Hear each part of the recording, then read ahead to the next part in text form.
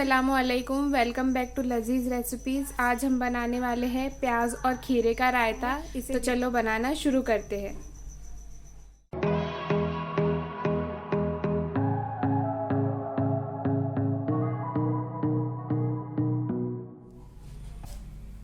हमने 1 कप दही लिया है, इसे हम मिक्सिंग बाउल में निकाल देंगे। इसमें हाफ टी स्पून नमक डाल देंगे और इसे अच्छे से फेंट लेंगे।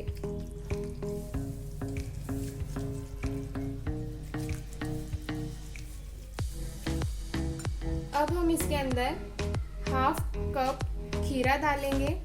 हमने इसे अच्छे से, 1 प्याज को हमने बारीक चॉप कर दिया है, 1 हरी मिर्ची को हमने बारीक चॉप कर दिया है। थोड़ी सी कोतमीर डाल देंगे और इसे अच्छे से मिक्स कर लेंगे।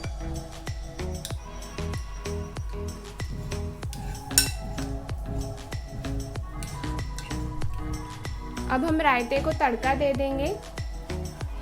2 टेबल स्पून तेल लिया है, इसके अंदर हम हाफ टी स्पून जीरा,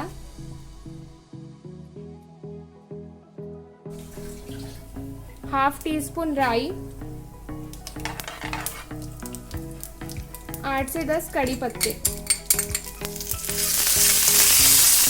गैस की फ्लेम को हम बंद कर देंगे और तड़का दे देंगे।